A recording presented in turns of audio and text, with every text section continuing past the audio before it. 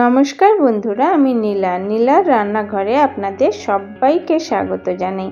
আজকের পর্বে আমি একটি বড়ার রেসিপি নিয়ে আপনাদের সামনে এসেছি। যারা যারা আমার ভিডিওটি দেখছেন অনুরোধ রইল সম্পূর্ণ ভিডিওটি দেখার জন্য। আর হ্যাঁ, প্লিজ সাবস্ক্রাইব করে আমার পাশে থাকবেন।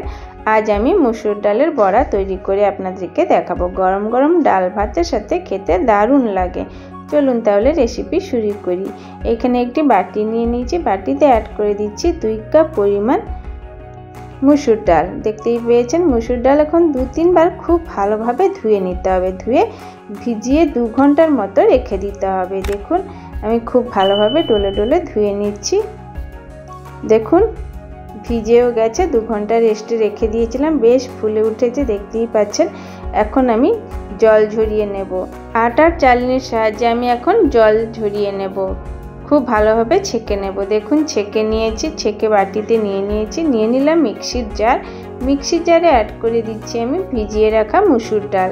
সবগুলো একসাথে দিয়ে দিয়েছি, দেখতেই পাচ্ছেন একদম বলতে গেলে জল নেই, সবগুলো দেওয়া হয়ে গেছে। আমি কিন্তু এতে একটুকু জল অ্যাড করব না, ঠিক আছে। এখন দিয়ে দেব আমি দুটো ডিম ফাটিয়ে অ্যাড করে দেব মিক্সির জারে।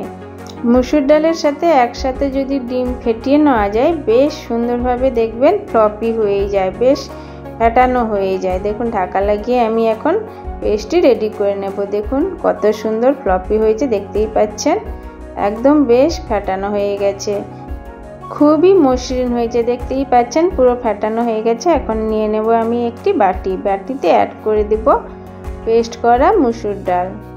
দেখুন কত সুন্দর ফাটানো হয়ে গেছে। সবগুলো মসুর ডাল অ্যাড করে দেওয়ার পরে এখন দিয়ে দিচ্ছি আমি 3টে বড় সাইজের পেঁয়াজ কুচি। বেশ বড় ছিল পেঁয়াজগুলি, তাই আমি এখানে 3টে অ্যাড করেছি, ছোট হলে অনেকটা বেশি দরকার হয়। দিয়ে দিলাম 5টে কাঁচা লঙ্কা কুচি, দেওয়া হয়ে গেছে। এখন এর ভিতরে দিয়ে দিচ্ছি 1 চামচ পরিমাণ কালো জিরে, মশলা চামচের 1 চামচ, স্বাদ মতো লবণ, হলুদ দিয়ে দিচ্ছি 1/2 চামচ, মশলা চামচেরই অ্যাড করেছি লঙ্কার গুঁড়ো, মশলা চামচের 1 চামচ, চিনি দিয়ে দিচ্ছি স্বাদ মতো, ঠিক আছে। এখন আমি খুব ভালোভাবে মিশিয়ে নেব। প্রথমে আমি চামচে মিশিয়ে নিচ্ছি, দেখতেই পাচ্ছেন কতটা ফ্লপি হয়েছে। এইভাবে যদি ডিম আর মসুর ডাল একসাথে ফেটিয়ে নেওয়া যায় বেশ খুবই মুচমুচে হয়, খুবই ফ্লপি হয়।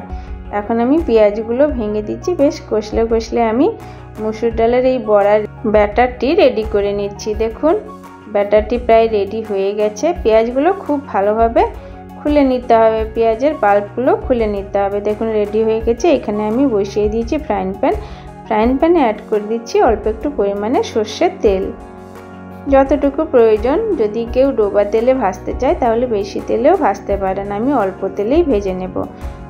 চারিদিকে লাগিয়ে নিচ্ছি, ফ্রাইং প্যানের চারিদিকে সর্ষের তেল লাগিয়ে নিচ্ছি। খুব ভালোভাবে গরম হয়ে গেলে চামচের সাহায্যে আমি এক একটা করে বড়ার শেপ দিয়ে দিচ্ছি, হাতেও দেওয়া যায়, আমি এখানে চামচে করছি। দেখুন এক এক করে বড়াগুলো আমি গরম তেলের ভিতরে দিয়ে দিচ্ছি বড়ার শেপ দিয়ে। বড়ার ডো থেকে অল্প অল্প ডো নিয়ে আমি দিয়ে দিচ্ছি ফ্রাইং প্যানে। দেওয়া হয়ে গেছে। 3 মিনিটের মতো মিডিয়াম ফ্লেমে ভেজে নেব। চারিদিকে একটু তেল লাগিয়ে নিচ্ছি যাতে কি সবগুলো বড়াতে তেল লেগে যায়, বেশি তেলের প্রয়োজন নেই। দেখুন 3 মিনিট ভাজার পর উল্টে পাল্টে দিচ্ছি। এক পিঠ ভাজা হয়ে গেছে, আমি উল্টে আরেক পিঠ ভেজে নেব। একটু বেশি ভাজা হয়ে গেছে, কোনো অসুবিধা নেই, আমি আসলে কাজে ব্যস্ত ছিলাম তাই বেশি ভাজা হয়ে গেছে, কিন্তু খেতে দারুণ লাগে। দিয়ে হালকা হাতে একটু চেপে দিচ্ছি। এই পিঠও 2 মিনিটের মতো ভেজে নেব। হালকা হাতে চেপে আমি ভেজে নিচ্ছি। দেখুন উল্টো পিঠও ভাজা হয়ে গেছে, আবার একটু উল্টে পাল্টে দেখে নিচ্ছি ভাজা হয়েছে কিনা। উল্টে পাল্টে চেপে ভেজে নিতে হবে। দেখুন সবগুলো সেম প্রসেসে উল্টে পাল্টে চেপে ভেজে নিচ্ছি। এখন আমি একটি প্লেটে তুলে নেব। গরম গরম ডাল ভাতের সাথে খেতে কিন্তু দারুণ লাগে, আর কোনো কিছুর প্রয়োজন নেই। দেখুন বড়াগুলো এখন আমি একটি প্লেটে তুলে রেখে দিচ্ছি। সবগুলো বড়া তোলা হয়ে গেছে। সেম প্রসেসে বাদবাকিগুলো আমি ভেজে নেব। দিয়ে দিলাম অল্প পরিমাণে সর্ষের তেল, দিয়ে বড়াগুলো আমি অ্যাড করে দিচ্ছি। বড়ার ব্যাটারগুলো বড়ার শেপ দিয়ে অ্যাড করে দিচ্ছি। মুসুর ডালের ব্যাটার আমি বড়ার শেপ দিয়ে ফ্রাইং প্যানে অ্যাড করে দিচ্ছি। দেওয়া হয়ে গেছে। সেম প্রসেসে আমি সবগুলো বড়া ভেজে নিয়েছি। আমার রেসিপিটি যদি আপনাদের ভালো লেগেছে তাহলে অবশ্যই like, comment, share and subscribe করবেন। আর হ্যাঁ, পাশে থাকা বেল আইকনটা ক্লিক করবেন যাতে আমার প্রত্যেকটি ভিডিওর নোটিফিকেশন আপনাদের কাছে পৌঁছে যায়। আর যদি ফেসবুক থেকে দেখতে থাকেন তাহলে প্লিজ আমার পেজটি ফলো করে নেবেন। ভিডিওটি দেখার জন্য অসংখ্য ধন্যবাদ। নমস্কার বন্ধুরা।